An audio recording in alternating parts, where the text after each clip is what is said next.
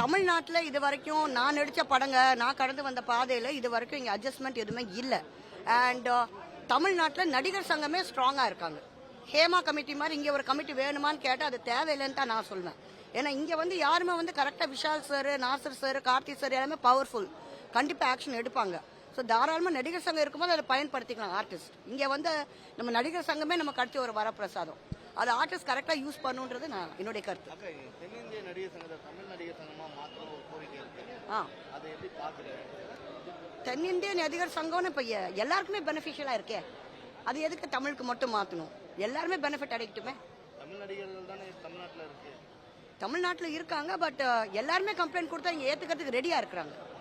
இப்போ மலையாள ஆர்டிஸ்ட் கூட இங்கே கம்ப்ளைண்ட் கொடுத்தா ஏற்றுக்க ரெடியாக இருக்காங்க. இப்போ நான் தமிழ் பொண்ணு, நான் நடிக்கிறது கேரளாவில் மெஜாரிட்டி. அப்படி இருக்கும் போது நான் இங்கே தான் வருவேன்.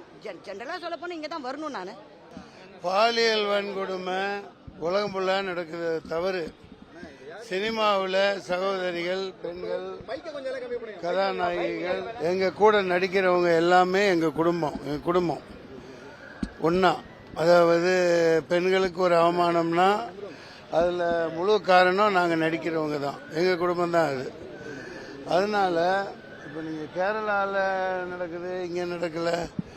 ஒரு திருடன் ஒரு திருட்டு போயிடுச்சு உங்கள் வீட்டில், போலீஸ் ஸ்டேஷனில் போய் கம்ப்ளைண்ட் கொடுக்குறீங்க. எப்போ திருடு போச்சுன்னு கேட்பானா இல்லையா? போலீஸ்கார் கேட்பாரா இல்லையா? சார் ஒரு 18 வருஷத்துக்கு முன்னாடினா பலான்னு ஒரு அறை விட மாட்டார். முதல்ல அதை புரிஞ்சுக்கணும். எந்த துறையிலையும் ஒரு தப்பு நடந்தால் ஒருத்தர் படுக்கைக்கு கூப்பிட்டா பலான்னு அரைஞ்சிட்டு போயிட வேண்டியதுதான். புரியுதுங்களா? தேன் எடுக்கிறவன் நக்கத்தான் செய்வான் போகிறங்க, அது வேற விஷயம். இப்போ யார் தேன் கூட்டில் கல் எறிகிறான்னு பார்க்கணும். சினிமாவை ஊற்றி மூடுறதுக்காக பார்க்குறாங்க. இப்போ கேரளா மோகன்லால் ஒரு சின்ன ஏதோ மீட்டிங்கில் ஒரு ஜாலி மூட்டில் ஏதோ பண்ணுறாருன்னா அது எப்படி ஒரு சாதாரணமாக ஒரு விஷயம்.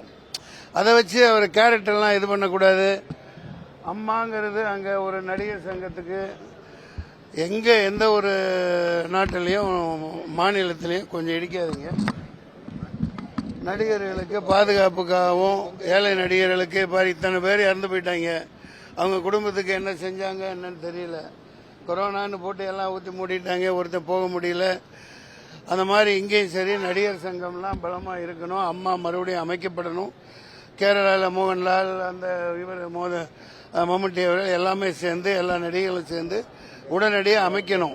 நடிகர்களுக்கு ஒரு அமைப்பு இருக்கிற வரைக்கும் தான் நாட்டு மக்கள் சந்தோஷமாக இருக்க முடியும். எல்லாத்தையும் சந்தோஷப்படுத்த தான் நாங்கள் இருக்கோம். இப்போ இவ்வளோ நீங்கள் அதாவது சினிமாவை கேவலப்படுத்த, சினிமாவை அவமானப்படுத்த ஒருத்தர் இப்போ கட்சியாக ஆரம்பிக்கிறாங்க. சகோதரர் தம்பி எங்கடா வந்துடக்கூடாதோ.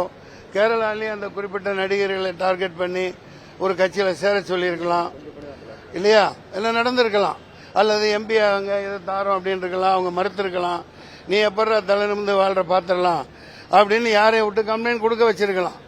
சினிமாவை நாங்கள் விட்டு கொடுக்க முடியாது. சினிமா தான் மக்களுக்கு மகிழ்ச்சியை தர்றது. அதை இழுத்து மூடி எல்லாத்தையும் கேவலப்படுத்தலாங்கிறதுக்காக இதை செய்யப்பட்டிருக்கலாம். உண்மை இதுதான்.